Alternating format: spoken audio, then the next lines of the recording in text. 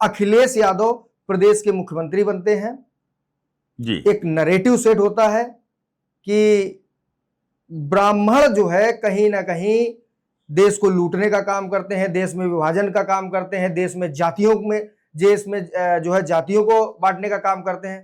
तो देखिए नवीन जी, आप पक्ष किसी का भी रखें, करेक्ट, आप पक्ष किसी का भी रखें, लेकिन जब आप फैक्ट्स पे आएंगे तो आपको जानना पड़ेगा कि जब अखिलेश यादव पीडीए लेकर आए तो कहीं ना कहीं उनके दिमाग में जो सवर्ण कैटेगरी थी उससे कहीं ना कहीं वो दूरी बनाते नजर आए, क्योंकि उनके दिमाग में ये घुस चुका था कहीं ना कहीं कि जो ब्राह्मण है और जो ठाकुर है वो पूरी तरीके से बीजेपी का ही वोटर हो। बिल्कुल राहुल जी, आपने 100% सच्चाई की बात कही, और ये जमीनी धरातल पर 2012 से 2017 की सच्चाई है, इसको नकार नहीं सकते। मैं अपनी बात कंप्लीट करता हूं। तो अखिलेश यादव पीडीए लेके आते हैं।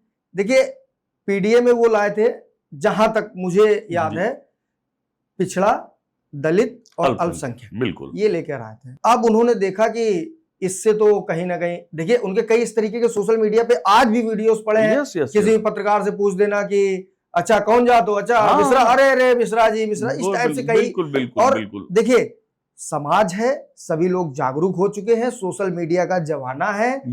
आप प्रेस कॉन्फ्रेंस बुला के क्या बोलते हो, या आप बटुकों का सम्मान करते हो, तो इससे देखिए 2-4% की तो मैं बात नहीं करता हूं, लेकिन जो भी सोशल मीडिया पे या थोड़ा सा भी राजनीति में इंटरेस्ट रखता होगा वो ये चीज जानता है कि ये सारे पॉलिटिकल हथकंडे हैं, और इनमें किसी को किस तरीके से फंसना है वो उसकी अपनी अपनी विचारधारा है। अब जैसे बीजेपी की बात करी जाए तो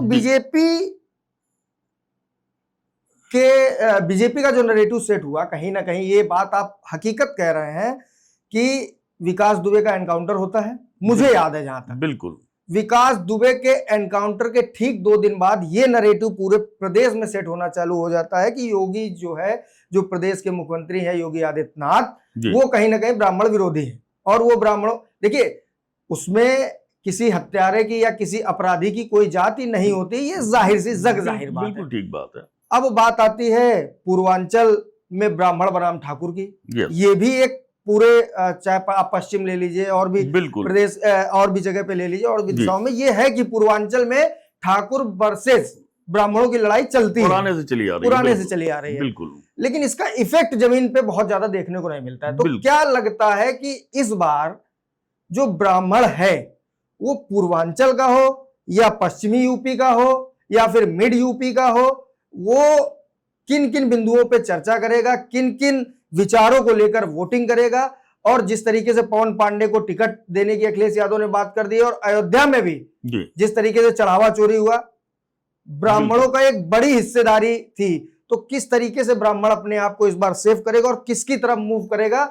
सभी कहीं ना कहीं, सभी की नजरें, सभी राजनीतिक पार्टियां अब ब्राह्मणों को लुभाने में एक बार फिर से जुट गई। राहुल जी, अब मैं शुरू करूंगा विकास दुबे से। देखिए ऐसा, विकास दुबे एक अपराधी था, इसमें कोई शक नहीं है। बिकरू में जब पुलिस वाले गए, रेड की, तो वहां से फायरिंग हुई। फायरिंग होने में तमाम हमारे पुलिसकर्मी शहीद हुए, ये सच्चाई है, इसको स्वीकार करना पड़ेगा। और अपराधी को दंड देना न्याय का काम होता है, कानून व्यवस्था का कार्य होता है, लेकिन न्यायालय उसमें दंडित करता है, वो प्रक्रिया नहीं अपनाएगी। चलिए ठीक है, विकास दुबे के एनकाउंटर में क्या चीजें रहीं, उस परिस्थिति को अगर आप देखें, एक व्यक्ति है जिसके पैर में रॉड पड़ी है और वो ढंग से दौड़ नहीं सकता है। जो व्यक्ति दौड़ नहीं सकता, उसको 30 पुलिसकर्मी लेकर चल रहे हैं उज्जैन से, और 30 पुलिसकर्मी लेके आते हैं, गाड़ी पलटती है, और वो विकलांग व्यक्ति जिसके पैर में रॉड पड़ी हुई है, वो पुलिसकर्मी की पिस्टल छीन के भागता है और पुलिसकर्मियों पर अगर फायरिंग करने की कोशिश करता है, तो क्या ये जिम्मेदारी सरकार की नहीं बनती है कि ऐसे पुलिसकर्मियों को 30 के 30 बर्खास्त हो जाने चाहिए थे? कि एक आदमी जिसके पैर में रॉड पड़ी है और वो आपकी पिस्टल छीने ले रहा है। कमाल की स्टोरी थी भाई, मान लिया कि एक पल के लिए ऐसा हुआ होगा। दूसरी चीज आती है प्रभात मिश्रा, 17 वर्ष का बच्चा था, उसको उठा के आपने वहीं कानपुर के बॉर्डर पर वहां भी उसको ठोक दिया, और वो स्टोरी सेम। ये पिक्चराइजेशन जो किया गया है, इसमें कहीं ना कहीं सरकार, भले वो पुलिस वालों ने काम किया, उसमें योगी आदित्यनाथ जी की कोई इन्वॉल्वमेंट नहीं होगी, लेकिन जिस तरीके इन सबके इतर, नवीन जी मैं आपको टोकूंगा, इन सबके इतर हमको ये भी ध्यान देना होगा जी कि जो सीओ देवेंद्र मिश्रा था जी, कितनी निर्मम तरीके से उसकी हत्या करी गई थी। उसकी भी एक छोटी सी बेटी थी। कई ऐसे मेरे भी कई जानकार पुलिसकर्मी थे उसमें, बिल्कुल, जिनके छोटे छोटे बच्चे थे, जिनके परिवार में सिर्फ एक राहुल नाम का सिपाही था, वो परिवार का अकेला बच्चा था। बिल्कुल।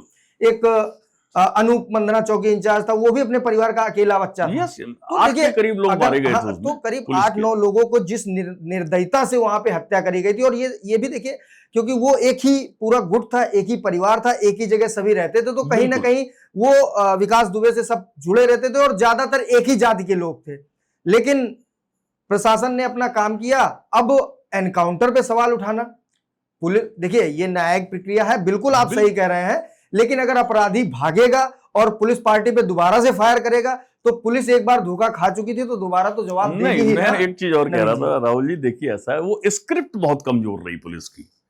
ठीक है, अपराधी है, मारा जाएगा, और विकास दुबे ने कोई बहुत अच्छा कार्य नहीं किया था, आपने 8 पुलिस वालों की जान ली है, तो निश्चित तौर पर दंड का भागी आपको होना चाहिए। मेरा प्रश्न एक और है, वो 17 साल का बच्चा था, उसका कोई हिस्ट्री नहीं थी, क्रिमिनल रिकॉर्ड नहीं था उसका, आपने उसको ले जाके मार दिया। आपने अमर दुबे को भी मारा, मैं तो नहीं कर रहा हूं, लेकिन खुशी दुबे का गुनाह क्या था? उसको आपने उठा के डाल दिया। तीसरी एक मैं जो बता रहा हूं, जो ब्राह्मण समाज में चल रहा है, विजय मिश्रा क्या अकेला उत्तर प्रदेश का बाहुबली है? विजय मिश्रा को मान लिया हमने अपराधी, आप कह सकते हैं, उन्होंने अपराध किए होंगे, लूट डकैती जर पता नहीं क्या क्या मुकदमे हैं, उनके बेटे की पुत्रवधू पर कौन सा अपराध है भाई? आपने उनको क्यों उठा के जेल में डाल दिया? तो इस तरीके की जो चीजें चली, इसने ब्राह्मण समाज के अंदर एक negative image Bharatiya Janata party के नेतृत्व की खड़ी की है। मैं बता रहा हूं, ये गलती है नवीन जी, इस जगह पे मैं थोड़ा सा गलत बोलूंगा, चाहे कोई भी समाज हो जी, कोई भी समाज हो, अगर अपराधी को अपराध की तरह सजा मिल रही है तो मुझे नहीं लगता किसी समाज को उस पर उंगली उठानी चाहिए। हाँ, जो अपराधी नहीं है, क्या अपराधी अतीक अहमद था, अपराधी मुख्तार अंसारी भी थे, बिल्कुल बिल्कुल, ठीक है, सभी को कहीं ना कहीं सजा मिली।